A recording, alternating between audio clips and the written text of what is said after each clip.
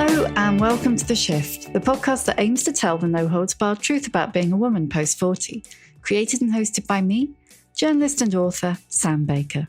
My guest today is the teacher, musician and writer Molly Roden Winter.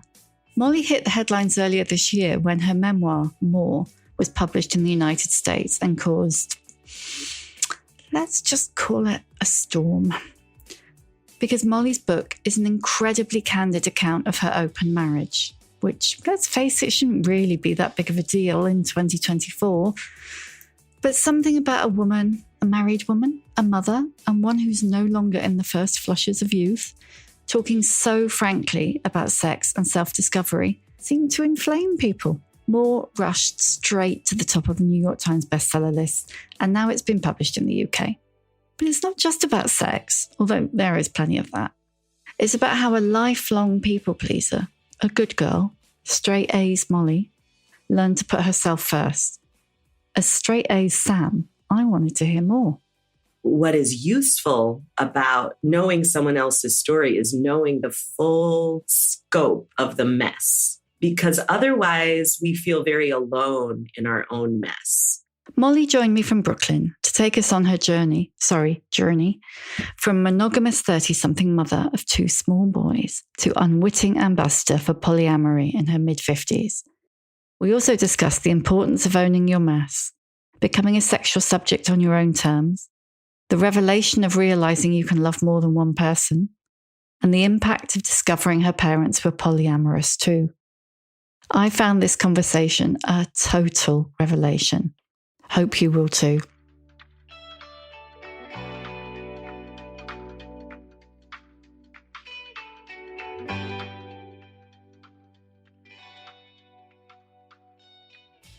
Well, thank you so much for doing this. Oh, it's my pleasure. Gosh.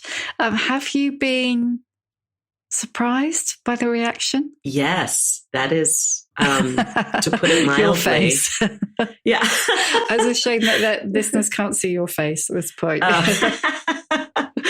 It's yes and no. I'm surprised at the intensity of it. I'm surprised by the breadth of reactions, but then it's also looking at it from as objective as a standpoint as I can muster, being in the middle of it. But I feel like it does make sense in a certain way when I look at it. I think I'm surprised because it's just little old me, Yeah. And it feels like, what's all the fuss? It's just little old me. And people are, maybe making their own narrative around what my story really is, but that's also to be expected. So I have I shouldn't be surprised. The surprising part is that it's me.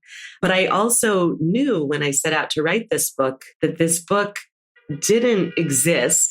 I wanted a story that was like mine about a mother, a mother who was navigating polyamory. I knew we were out there, but I also knew nobody else was writing it.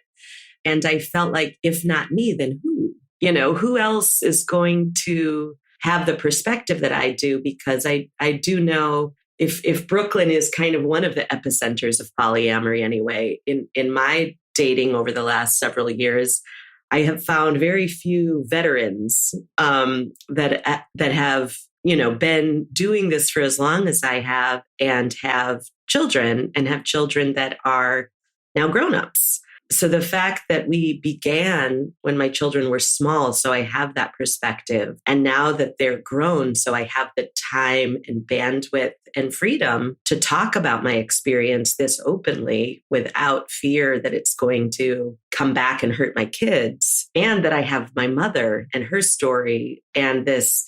I think there's a gravitas that's added to my story because of my parents. And there's also a familial support that I have, that my parents believe in my message. And I haven't had a single family member or friend. I haven't had any fallout. So I'm in this very safe place where I can talk about this. And so then it makes sense. Then I'm like, I know there's interest, and I do think I'm probably in a unique position to be this ambassador, for lack of a better term. if someone had said to you, I don't know, in your mid-30s or around about 40, in your early 50s, you're going to become an ambassador for polyamory. Yeah, I would have looked around and said, are you sure? Because first of all, at 35, when the journey began, I would have said, first of all, I am not polyamorous. Like, you've got the wrong gal, because that was never my objective. I was like, no. I'm not that, because I had an image of what that was, and it wasn't me. And I also would have said, I don't think I should be an ambassador for anything, because I felt like a real mess. So I think one of the interesting things, and I think it's just true, I think it's true about women's memoir in particular, but we can broaden this to this is true about all stories, all people. What is useful about knowing someone else's story is knowing the full scope of the mess. Because otherwise we feel very alone in our own mess. If we look at someone and this is part of the danger of social media, that when there's too polished of an image, nobody feels like, oh, well, that's something maybe to strive for. There's a place that I'm going to get where I look like that, or I feel like that. And it's a lie, because that's not the human experience. And even right now, I feel like it's important for me to own all of the messiness and all of, the continuing messiness, really, so that nobody thinks, well, once I get there, I mean, I will say I am kind of obscenely happy. So that feels... Oh, you annoying person. I know. But it's like nobody would want to know a damn thing about me being obscenely happy unless they knew that I had gone through some pretty low lows and still struggle. It's not like you're ever done being a human. So yeah, but I would not have believed it at 35.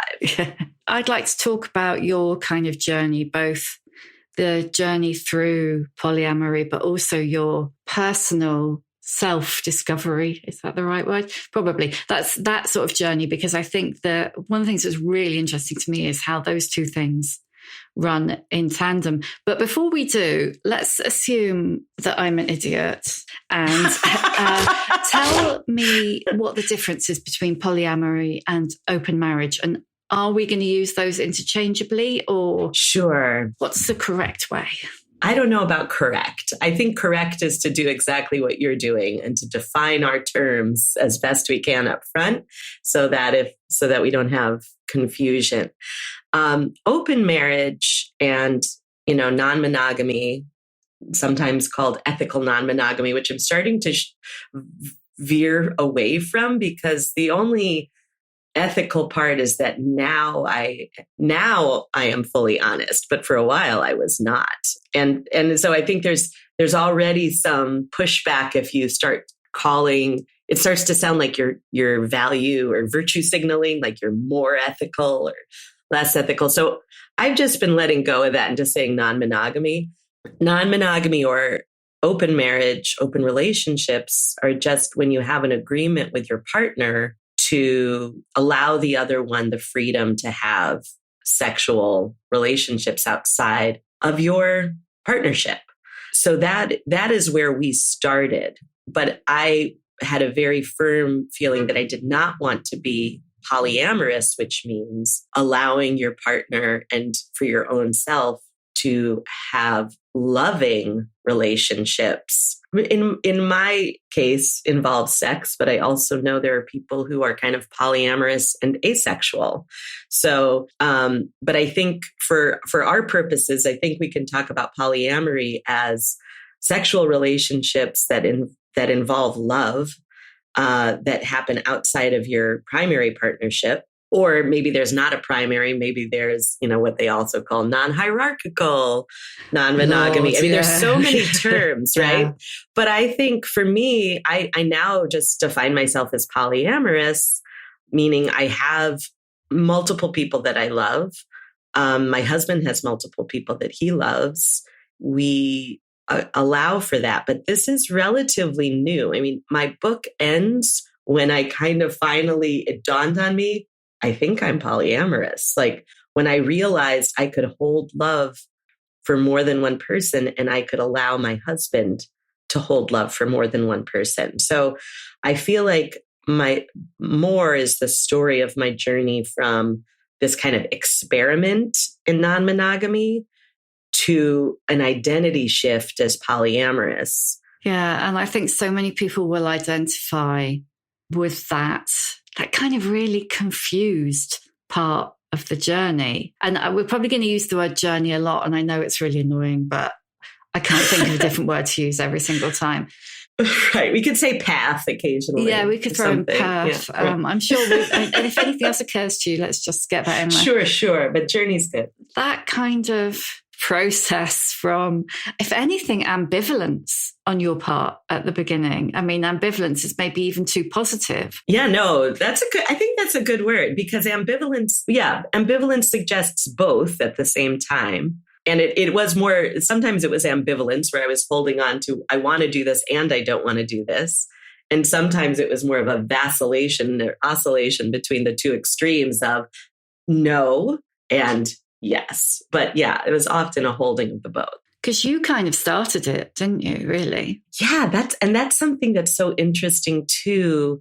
This is something my husband expected and I didn't, that everyone's going to think I manipulated you, Molly. And I was like, what? No. Did he think that before or after you read it? Probably after, because we had talked about it, but I wanted to lay bare all of it. And part of my thought process was, did he manipulate me? I mean, I went through a time where I was like, wait, this was my idea, wasn't it? But I questioned that in therapy and during the course of this, like, how much do I want this and how much am I doing this for him? And it was part of also my journey to figure out what is my own will and my own desire and what is my desire to please. And what's tricky when you love somebody also is that you do want to please them. And so it's like, and there's not necessarily something inherently wrong with wanting to please someone else. But as a woman in our culture, where we're taught that is all we should do, it gets it's overriding, concerning. Yeah. So there was complexity even in my wanting to do anything for him or give him anything, because it felt like I couldn't possibly be giving it freely. I must have been manipulated into it. And that's part of our own cultural mishigas around love and heterosexuality. And I think it's a big reason why my story is triggering to a lot of people. I feel like there's been a larger acceptance or an earlier acceptance of polyamory in queer culture, often because there's just more of a power balance and not an imbalance. When you're the same gender or you're both non-binary or whatever it is, you're not in this default gendered dynamic of the man has the power and the woman does not. So as soon as you enter into polyamory in a heterosexual dynamic, power is of blinking, flashing warning sign for both people, I think. Like, what is happening to our power dynamic?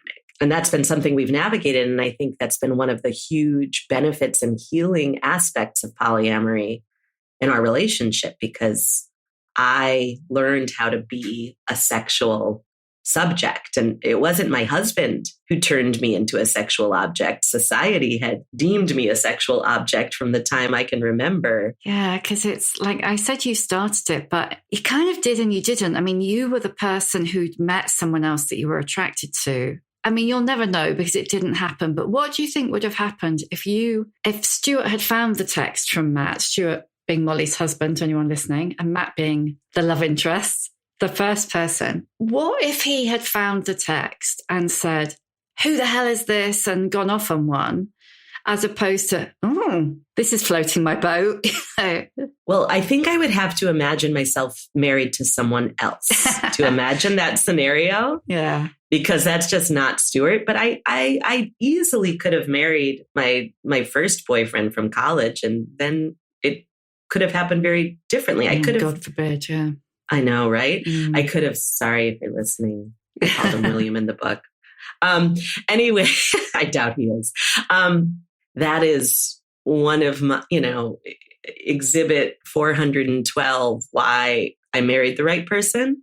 But I can absolutely imagine having made choices that led me to marry a different person who would have said that. And I would be a different person, because I also think our relationships, especially our intimate relationships, but I think more than that, I think all of our relationships that are profound, shape us and mold us. And, my mother had, I think I may have used this image in the book, but my mother has a beautiful image of two river stones. And that's what marriage is like, that you're like two river stones polishing each other over time. And it's that friction and that tension and the fighting and all of it and the closeness that creates a smoothness and rubbing off, your jagged edges in a way that is beautiful. So what was going on with you when it started? I mean, you were in your mid-30s, you'd been married for a decade, had two little boys. Was there a element of, who am I now? I'm a mother. Like when I really try to embody it, and it helped to start when I rewrote the book in the present tense, because I kept having drafts that weren't working with my older self looking back at who that person was. And I had to kind of write it from the present tense to embody it, because she's still here. Our little child is still here inside.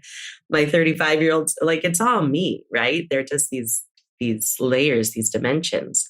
But that version of me, that time, I don't think I could really get a full breath. I feel like, look, I'm starting to use present tense already, very constricted and trying so hard to be good.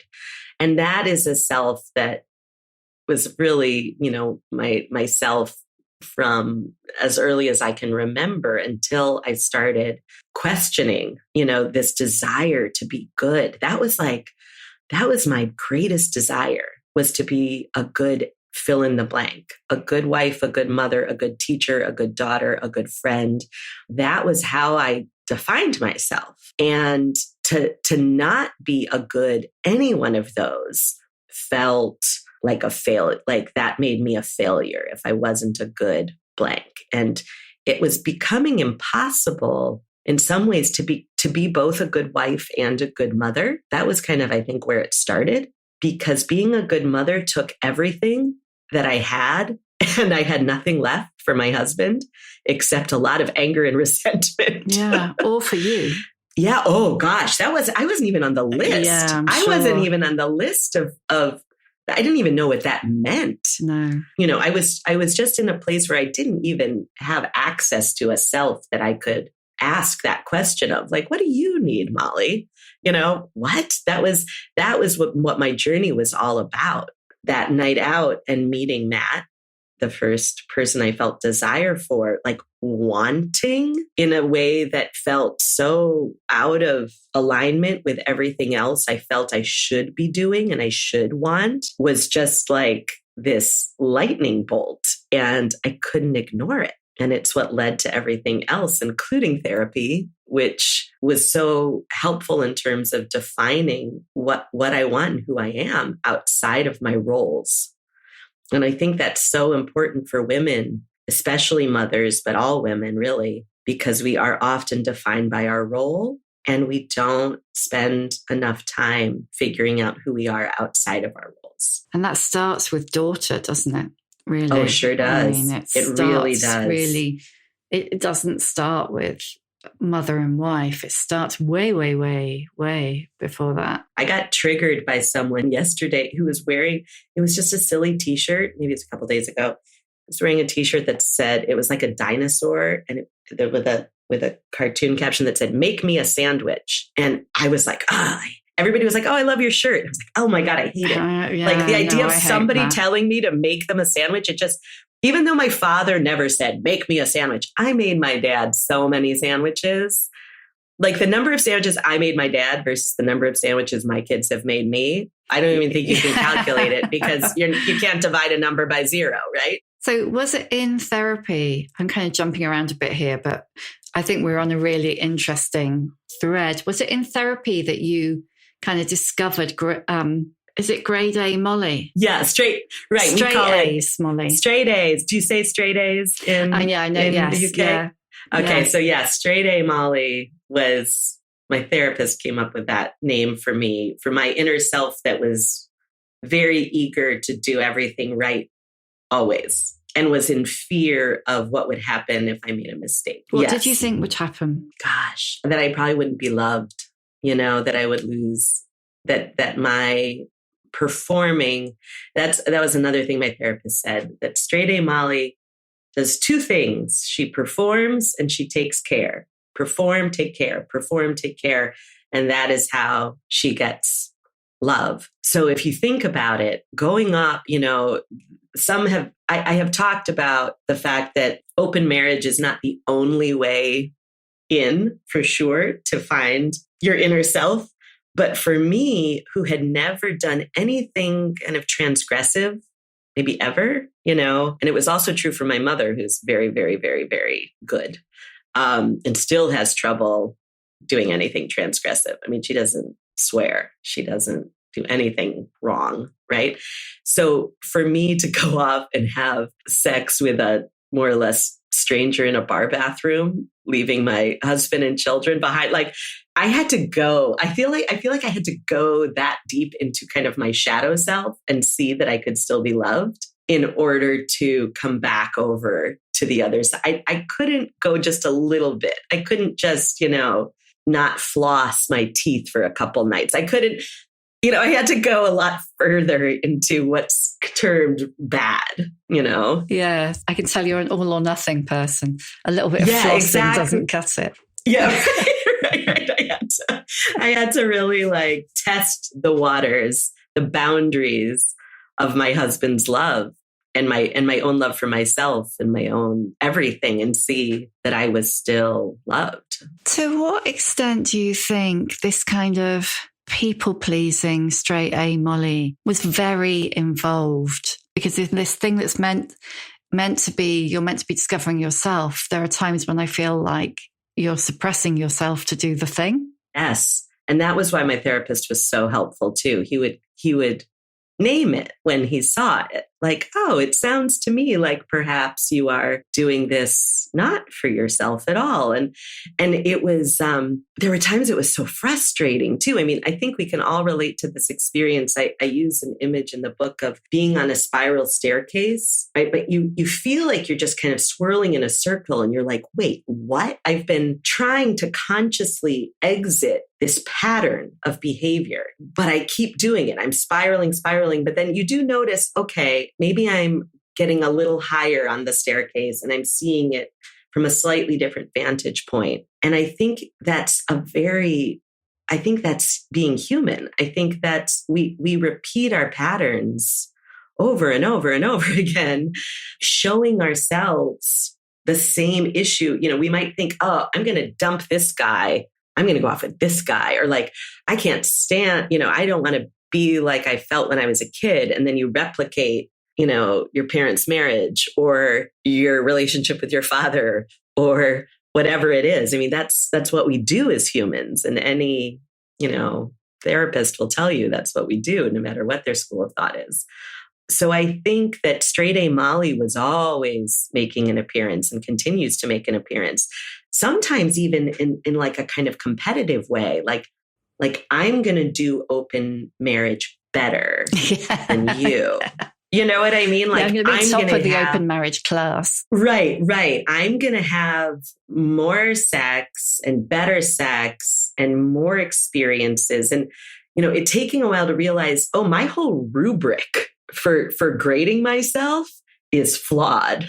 You know what I mean? Like I don't get extra points for having the youngest man be interested in me. That's a social rubric.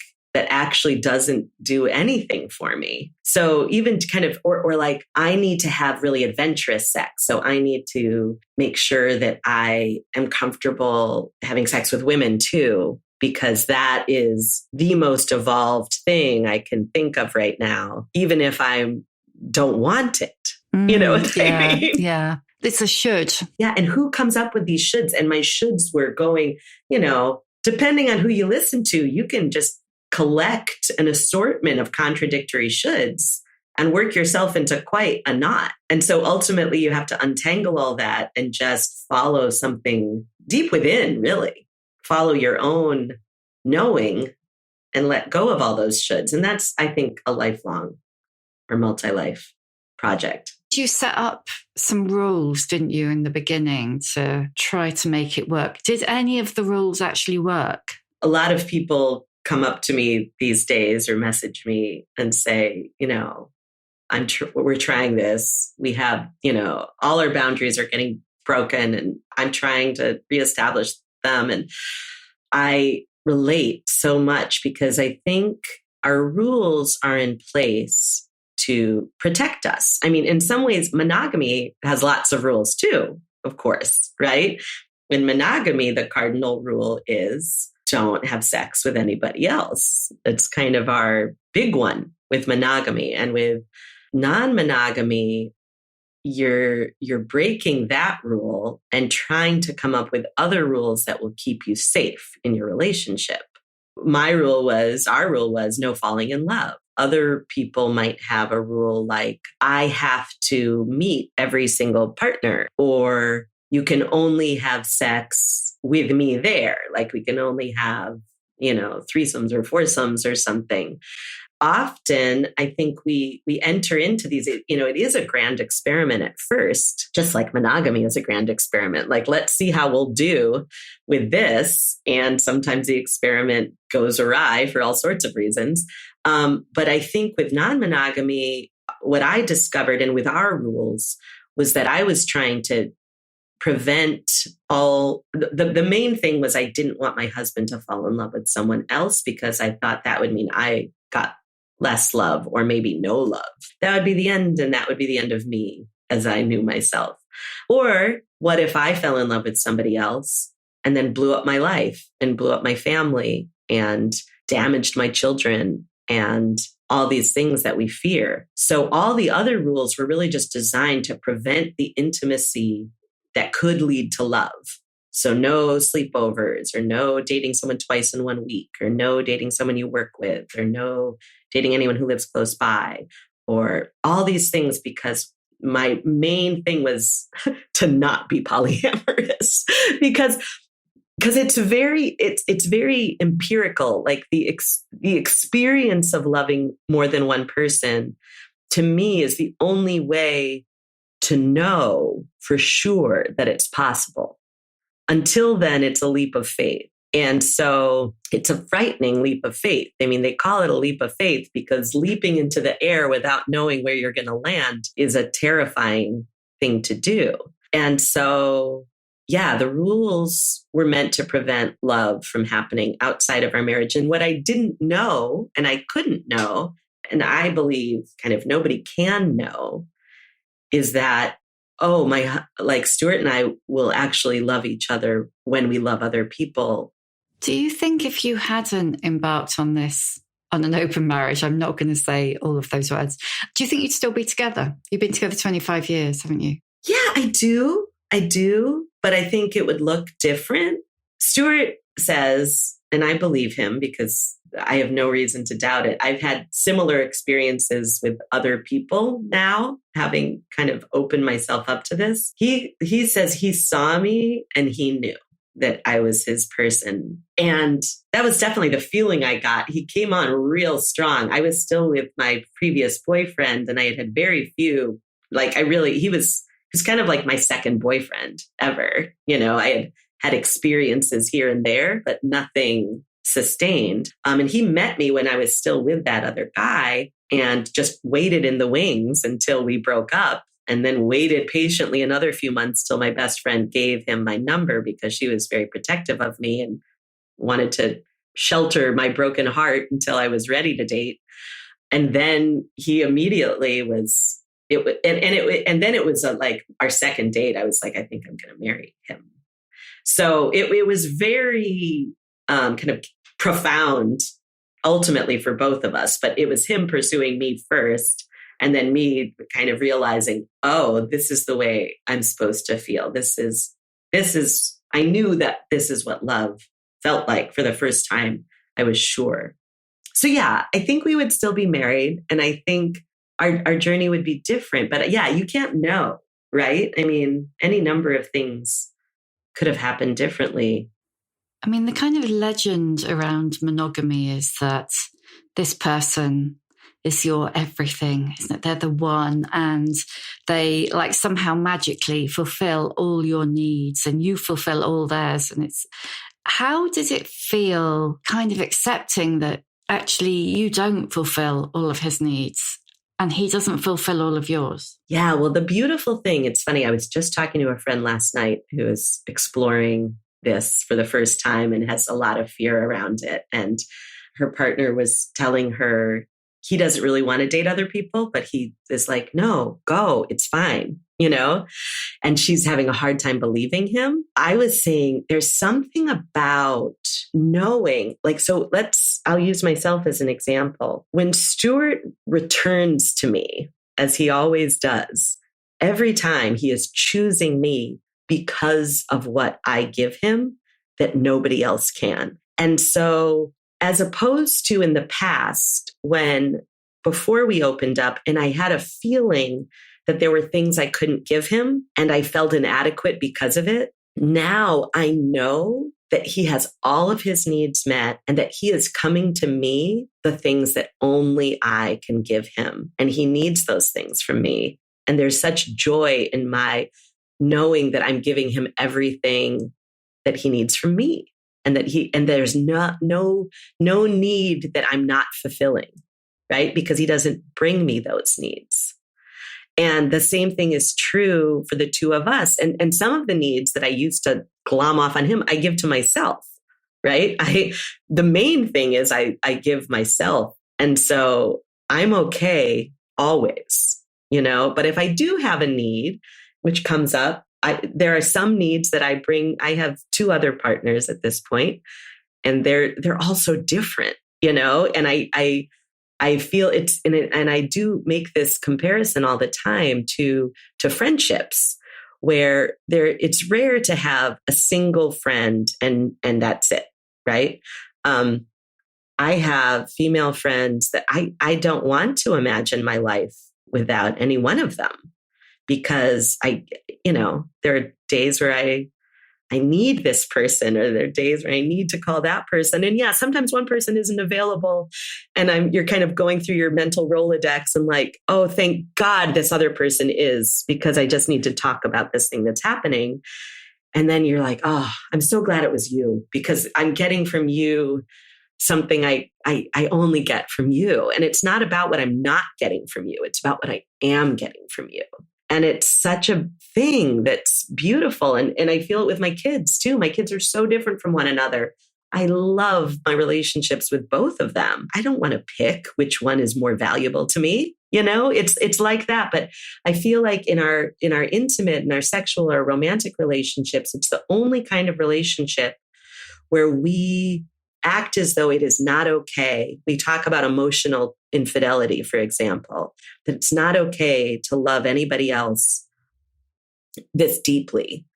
And I think it's problematic. I know it's problematic. And I don't think everybody has to have multiple sexual relationships, but I do think we need to, I think it feeds the love that you have for your partner when you're feeling this fulfilled in your whole self all the time, and your partner can feel like they're giving you everything, and there's none of that resentment and feeling like you're disappointing the other person, and that all just fades away in a way that is like hard to imagine until you've experienced it.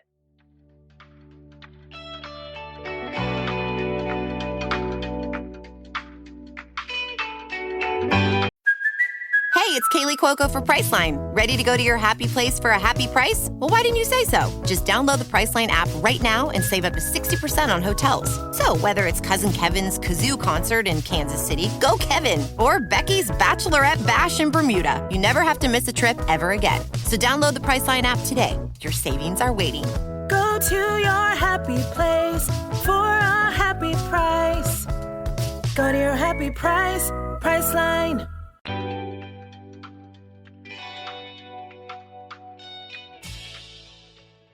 You mentioned resentment then, and repressed resentment is a thing that comes up throughout the book and for your mom as well. And it's a thing that comes up with so many of the women that I talk to who are kind of approaching in their 40s and 50s and whatever. And they're like, it's just an all kind of thing that you've been kind of like tamping down for possibly decades comes bursting out. Has that gone for you? Yeah, I think so. I mean, yeah, there'll be little bursts of it still, but so much of it for me was tied to motherhood, I think, because it's infinite demand and the notion of the selfless mother as the ideal. You know, if I wanted to be a good mother, I had to be a selfless mother. That was what a good mother was, I was taught. Even by my own mother, I was taught this. She didn't want me to ever know about the ways she was feeding herself.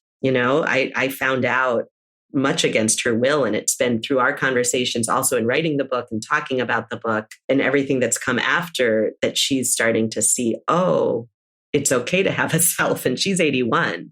So actually one of her college friends wrote to her after reading the book. And my mother was so afraid of what everybody would think. And one of her college friends wrote to her and said, I'm I'm admiring of you and Molly for, you know, my mother for allowing me to use her name in the story and all of that.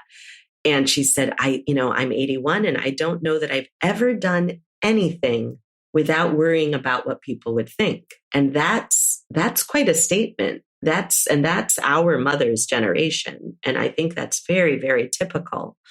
And women who didn't do that, didn't have children.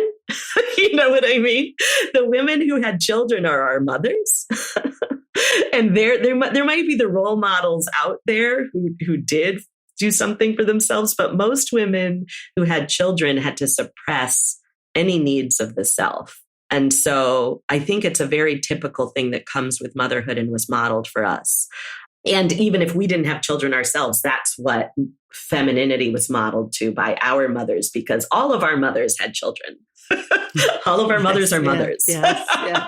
I'm just kind of putting this together for the first time. Like we have all had a mother as a role model of what it means to be a woman and feminine. And so I think it's a very typical dynamic, whether you have children or not, to reach a breaking point of being willing to squelch the needs of the self anymore. And then what do you do with it?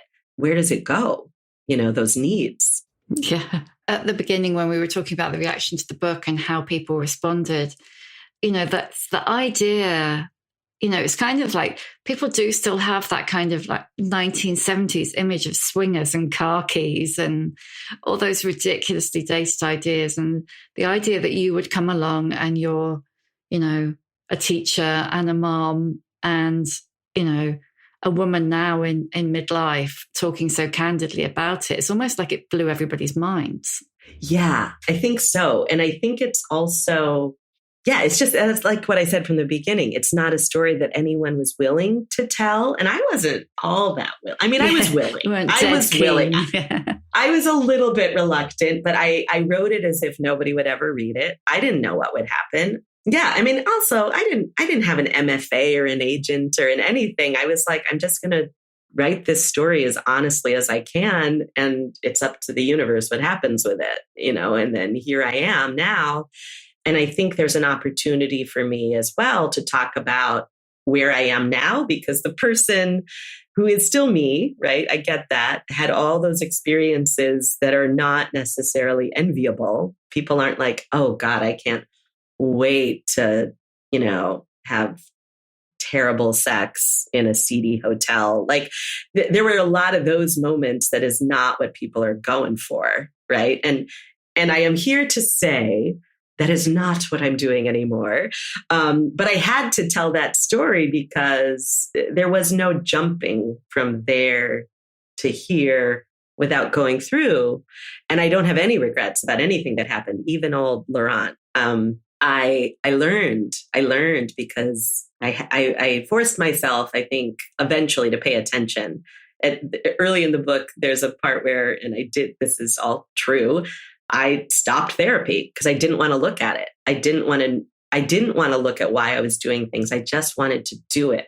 And I knew in some ways, when you were talking about straight A Molly, I knew straight A Molly was going to put a kibosh on it. If I looked at it, I needed to park her far, far away and just do all the bad things that I felt like doing and then come back later and take a look. And that's kind of what I did.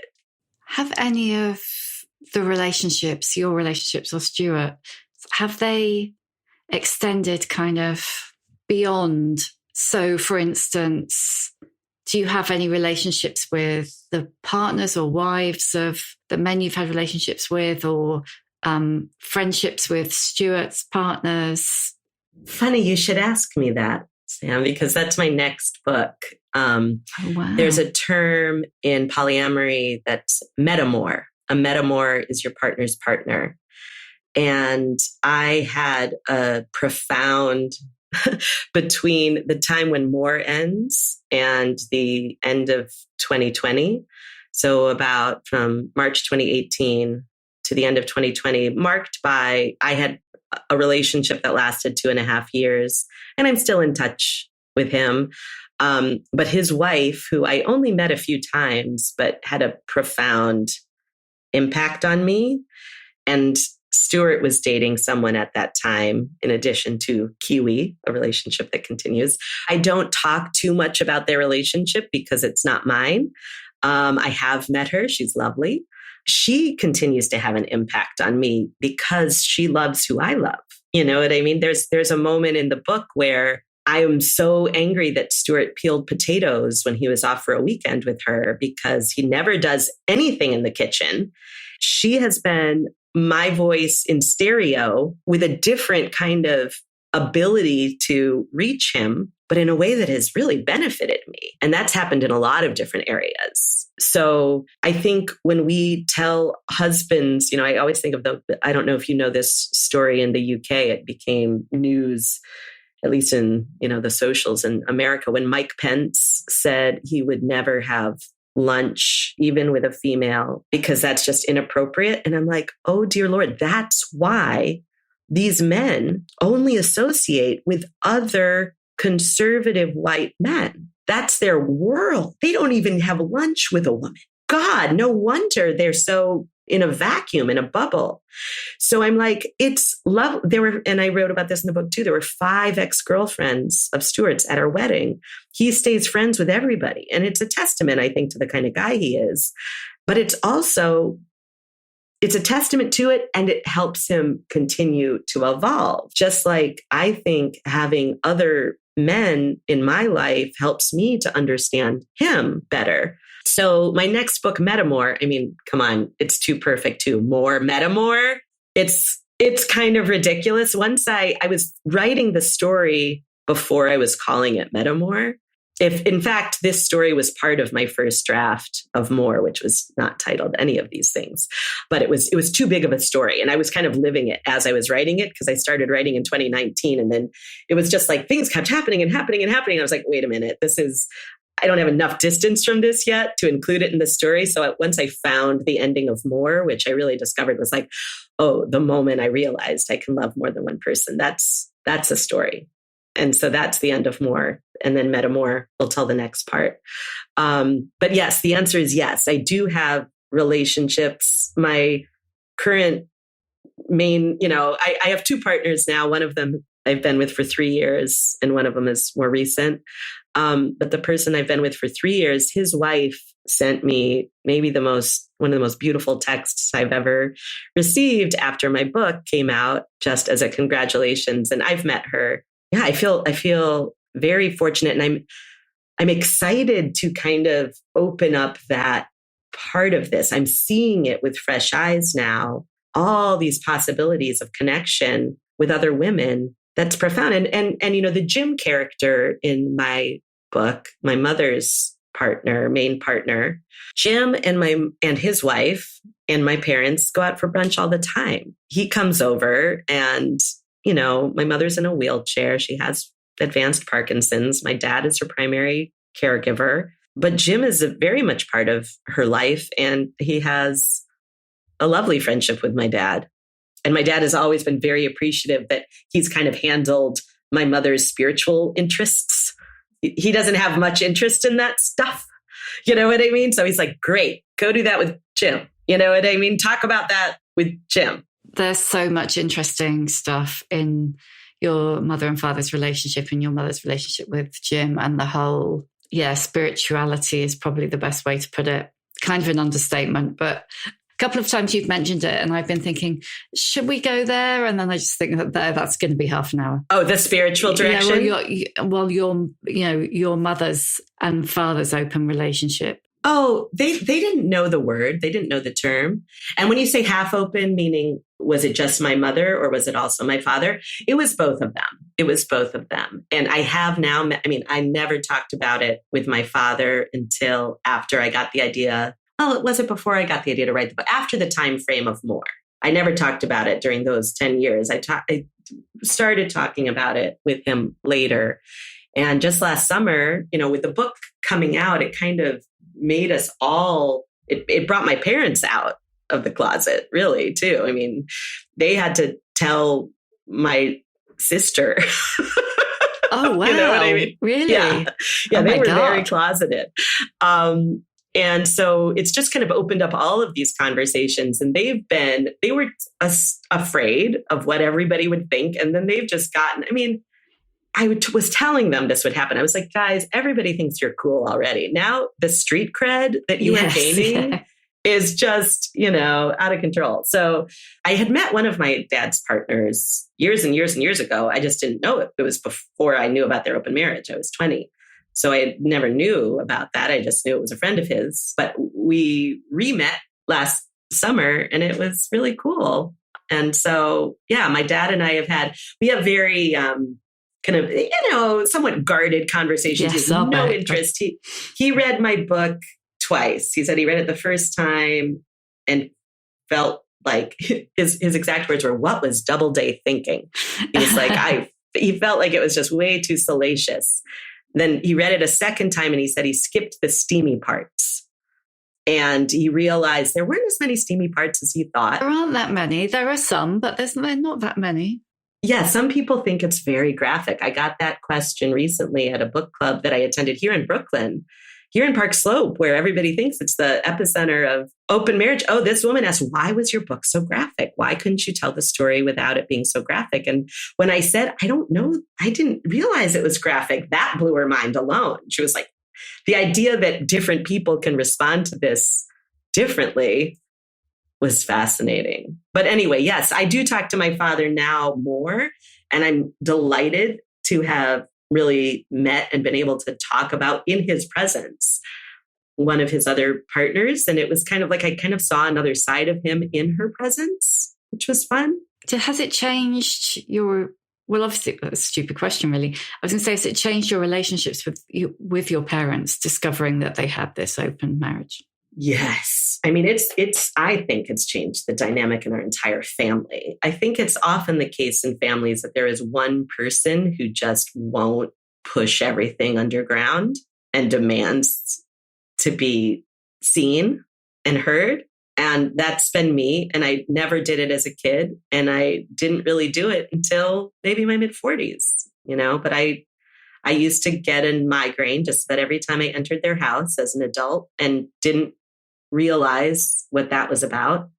And then I started realizing what it was about, and that it was me not bringing my authentic self into my, and feeling like I had to hide parts of myself with my parents, and my saying to them very overtly, and I have to say this, I have to kind of say it almost every time I see them. Like I often still start to get the flicker of it and say, there is something here I'm not expressing. I'm very angry about this, that, or the other. Sometimes it's an old thing. Sometimes it's a new thing. They are not used to it. Now they're getting used to it, but they're starting to see the benefits of it. But I think it was kind of terrifying for them at first that their good little girl was making waves, but they're very appreciative of it now. And appreciative of the book, and appreciative of how I've kind of made everybody talk. Yeah, that's a radical shift, isn't it? From their straight A daughter being the person who's pulling the rug out from underneath everybody. Yeah. Even the aunt who told me about my mother, there's a scene, she told me when I was 28 over Christmas, just this past Christmas, which was 3 weeks before the book came out in the States. She said, oh God, she knew that she was in it. She hadn't read it. She said, oh, now everybody's going to just know me as the blabbermouth. And I was able to tell her, like, I am so grateful to you, blabbing, because then we were able to talk about it. And I think that was healing for her. I've had great conversations, when my sister read the book, when everybody reads it, it's an opportunity. Right. I'm going to ask you the questions I always ask at the end. What is your emotional age? I think I'm pretty ancient. But I think it's different in different realms, kind of. You know what I mean? I think we're all the ages, ultimately. I think we hold all the ages, and the trick is for to mother yourself, to be your own mother. And so I think I have, and your grandmother and your great, I think I have these wise beings that I'm learning to integrate within me to take care of poor little straight A Molly, who sometimes still feels very upset when she's misunderstood or feels like she did something wrong, or is needy and judges herself for being needy. If I had asked you that question when you were 35, when all this started, what do you think your emotional age would have been then? The funny thing is about an emotional age is that I probably was maybe 14, maybe 12, but I didn't know it. So if you had asked me then, I probably would have said, I think I'm 35. Yeah, I'm 35. I felt about like, I know myself. I'm a mom. I've got it together, but I still know I've got some learning to do.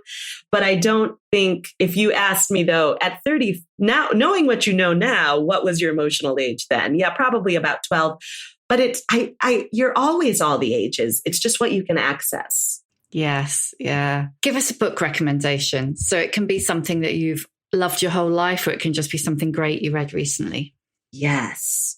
I would say one of the most profound books, I'm going to say A New Earth by Eckhart Tolle. What advice would you give younger women? I have to say, I am loving what I'm seeing among young women these days. So the young women that I know best are my friends' daughters, who are all kind of the age of my kids, or my son's friends or girlfriend. In the case of my older son, who I don't know that well yet, but she seems pretty freaking amazing.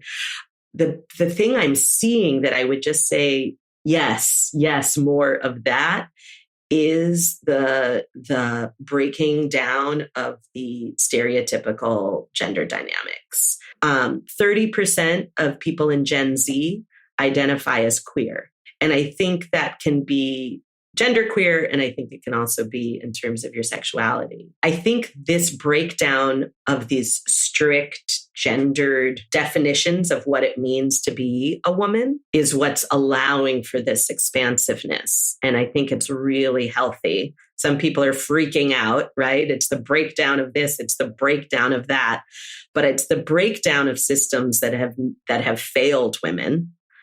And in failing women have failed men. I mean, I have sons and I'm heterosexual. I love a lot of men. You know what I mean? Men, I love men. I think they have been so damaged by the removal of the feminine from our society, that women being underground and men having to push their feminine, what's deemed feminine underground is why we are where we are right now. And so I think my advice for young women is to continue to allow yourself to be the most expansive version of yourself that you can, and to allow the men in your life to also be that expansive self. Like I'm on a mission for the men in my life to cry.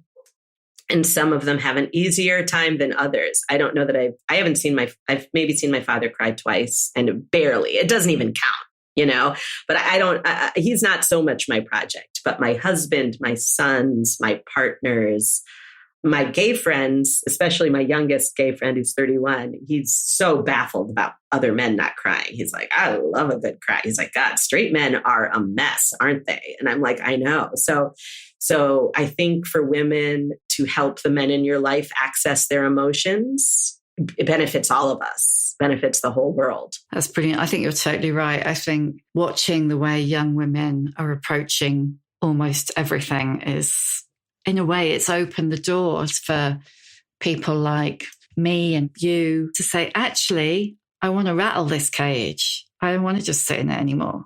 Right. And they're kind of like, yeah, you know what I mean? But like, we're doing it for ourselves. I think the next generation is going to take care of themselves, but I think we still need to do it for ourselves too.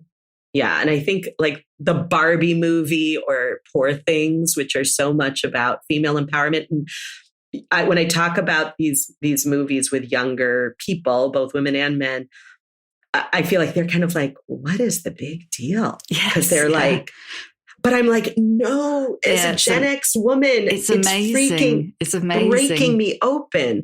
And they're like, they were never in these cages. And so it's so hard, or they see the cage, but they're like, I'm not getting in that cage. Are you crazy? And we're like, no, I was born in the cage. I just found out it was a cage. Yeah. And so much. Yeah. But I think we need to have these intergenerational conversations too. Yeah. Well, I guess that they're looking at all the stuff that's broken and thinking, why should we adhere to it? We can't afford a house. We can't keep, jobs don't pay a living wage another. A young woman who goes to my gym was talking to me. And again, it's this great opportunity when the book came out, who was telling me that she also read the book, another book I haven't read, but I've heard enough people recommend it, Other Significant Others. It's about just expanding the notion of what friendship can mean too. And so this woman is living in a kind of group house because she can't afford to live in Brooklyn. She's a poet and she's teaching, but she can't afford it. But she can afford a room in kind of like a co-op house where everybody is joining, and it's a built-in community. There are a couple people who live there with kids, and she's loving that aspect of it because it's giving her a taste of motherhood and giving her a taste of what this, it's kind of like a reimagining of what used to be the kind of free love communes of the 60s, which I still often, I think, had a patriarchal bent. I think the loosening of gendered boundaries is what is necessary for entering that space in a more egalitarian way. I think as long as we're in a patriarchal system, it's hard to make anything else work. Yeah. Who is your old bird role model? In some ways, my mother. In other ways, I had to surpass her. I think I'm still looking. I'm finding role models that are also my age and younger. And so I feel like we're working collectively here in an evolutionary kind of way. I look for wisdom wherever I can find it. But it's interesting. It feels anti-feminist for me to almost say this, that like, I don't know. I don't look exclusively to older women for wisdom. How about that? Yeah. But I do feel like I look for wisdom. When I see capital T truth these days, I feel like I recognize it. And I feel like everybody has access to it. I think a lot of the wisdom that is capital T truth, there's a woman there. Yeah. If you look a little deeper at the story. And there are plenty of women who I love to read. I've been reading some bell hooks. Audre Lorde. People who write about love are of great interest to me right now. What's your superpower? I think I have a superpower that's developing when it comes to being able to kind of love infinitely. And I think I have a growing ability to talk about it in a way that people can understand. So I kind of feel like my job now is to live my life as openly as I can and then talk about it, which is a pretty great job. I think you're doing a pretty good job of it so far. Thank you. Last one. How many fucks do you give? Oh, how many fucks do I give? Yeah, I'd say I give. I almost want to give negative fucks because I feel like I want to take back some of the fucks I used to give. Yeah. I feel like I'm owed a bunch of fucks. Yeah, straight A Molly wasted some. Yeah, no, I gave way more fucks than people gave about what I was doing. So I think, I'm in a deficit situation and I need to make up for some lost fucks. Thank you for listening. If you enjoy The Shift and would like to show your appreciation, why not buy me a coffee? Go to www.buymeacoffee.com/The Shift with Sam Baker. You can hear a new episode of The Shift every Tuesday, wherever you get your podcasts. And if you like what you hear, please do rate, review, follow, tell your friends, because it really does help other people find us. And if you'd like to know more about my own experience of shifting, my book, The Shift, How I Lost and Found Myself After 40, and you can too, is out now in paperback.